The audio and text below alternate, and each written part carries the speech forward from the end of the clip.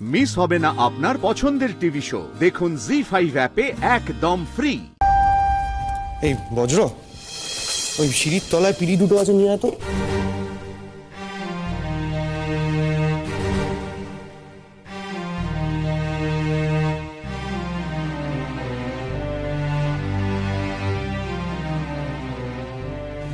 ধর ধর, রাখ পাশে।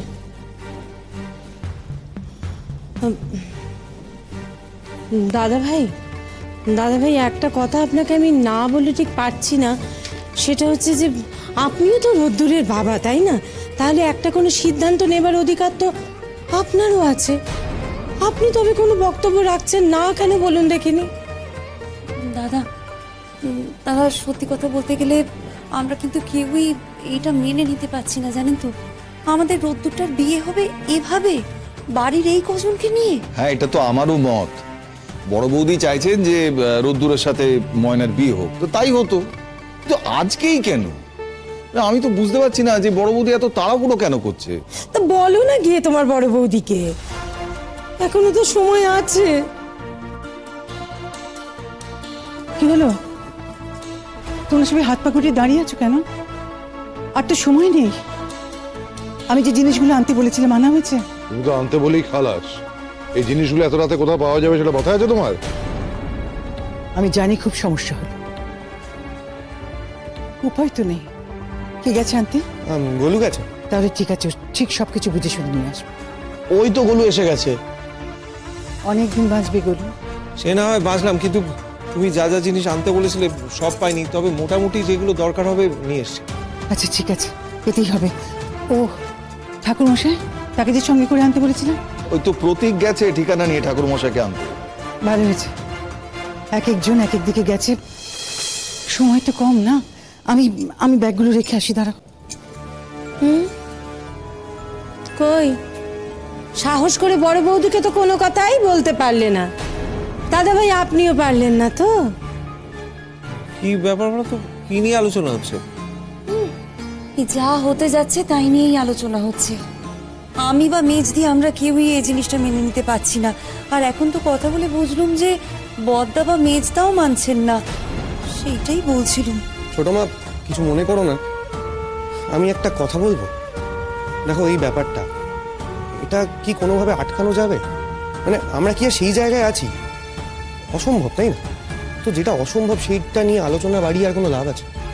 বরং এই ব্যাপারটা নিয়ে আর আলোচনা করলে না, এখন যদি সেটা বড় মার কানে যায়, এটা নতুন করে ঝামেলার সৃষ্টি হতে পারে, তাই না? হ্যাঁ, দাদাভাই তো হ্যাঁ করেছে, আমরা আপত্তি করার কি? দেখো, রোদ আর ময়না ওরা দুজনে কথা বলে নিয়েছে। আর কথাই তো বলে যে মিয়া বিবি রাজি তো ক্যা করেগা কাজী। হ্যাঁ, মানে আমারও কিন্তু সেইটাই প্রশ্ন। মিয়া বিবি রাজি হলো তো কেমন করে রাজি হলো? আমার বাড়ি অদ্ভুত লাগছে ব্যাপারটা। কারণ এতক্ষণ ধরে সকলের সামনে তো কই রোদ্দুর হ্যাঁ বললো না, তারপর হঠাৎ রাজি হয়ে গেল। এটা কেমন করে হলো? রাজি তো হয়েছে তোমার দিদির কথায়, জানোই তো। না না দাদা ভাই, না। যদি তাই হতো না, তাহলে ওই দিদি ভাইয়ের কথাতেই রোদ্দুর বলতো যে হ্যাঁ মা, তুমি যখন বলছো আমি বিয়েটা করে নেব। ও কিন্তু সে কথা বলেনি।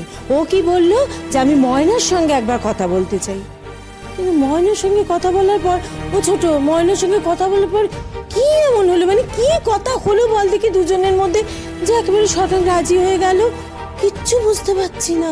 দেখো, ওদের দুজনের মধ্যে কি কথা হয়েছে সেটা জানার অধিকার তো তোমার বা আমার কারণ নেই। এটা ওদের ব্যক্তিগত বিষয়। ময়না আর রুদ্দু নিজেরা কথা বলে নিয়েছে, একটু পরেই ওদের বিয়ে হবে, ওরা স্বামী স্ত্রী হয়ে যাবে। ওদের ব্যক্তিগত বিষয়ে ঢোকার কোনো অধিকার তো আমাদের কারণ নেই, তাই না?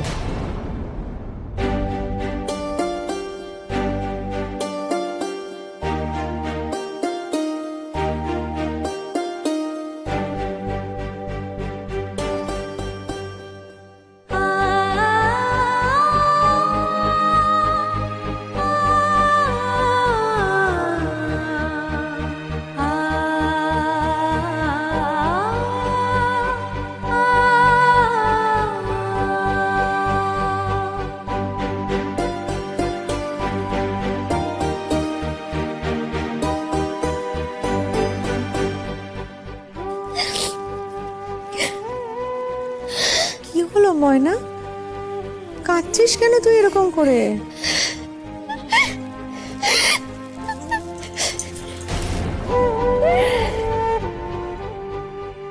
দেখো, রোদ্দুর কিছু একটা ভেবে নিশ্চয়ই ময়নার সঙ্গে কথা বলতে চেয়েছিল, আর কথা বলার পর ভেবেচিন্তে নিশ্চয়ই সিদ্ধান্তটা নিয়েছে।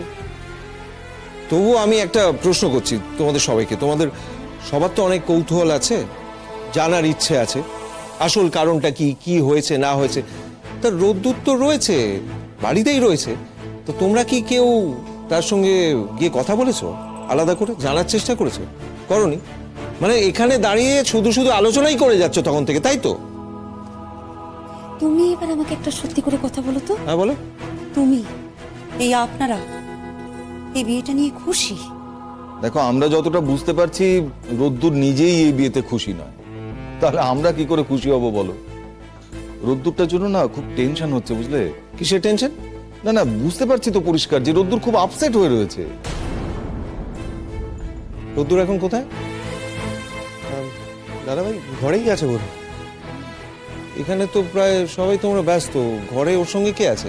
সঙ্গে থাকার কি আছে? মানে তোমরা না অদ্ভুত, জানো তো, সবাই না আশ্চর্য। আমি না বুঝতে পারছি না, ওর মন খারাপ, ও আপসেট হয়ে আছে, তোমরা সবাই ওকে একা ছেড়ে দিয়েছো। তোমাদের সঙ্গে কথা বলে সময় নষ্ট করছি আমি, আশ্চর্য। মানে তোমরা না,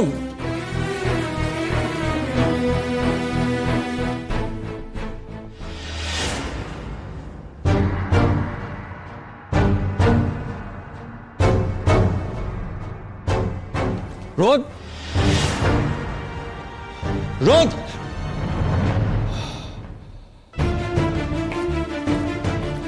বলো, এভাবে এলি যে?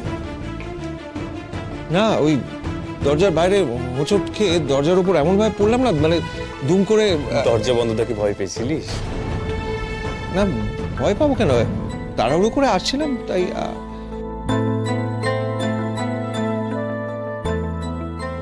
আমাকে নিয়ে এত ভাবিস না।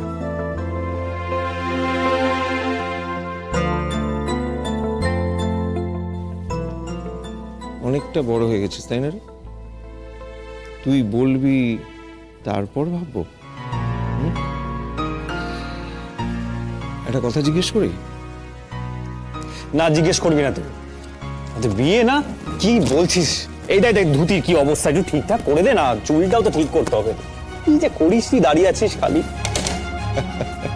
ঠিক করে দে, আসছিস তুই, ঠিক করে দে না। না, তুই তো ভাবলি যে আমি তোকে জিজ্ঞেস করবো তুই কেন বিয়েটা করতে রাজি হচ্ছিস, তাই জন্য হই হই করে কথাটা পাল্টে দিচ্ছিস, তাই তো? আরে বাবা, আমি তোকে সেই কথা জিজ্ঞেস করতে আসিনি। আমি জিজ্ঞেস করছিলাম যে তুই তোর কোনো বন্ধুকে জানাতে চাস? বন্ধু? না না, আমি আমার কোনো বন্ধু বান্ধবদের ডাকবো না। জি5 ডাউনলোড করুন আর সব এপিসোড দেখুন একদম ফ্রি।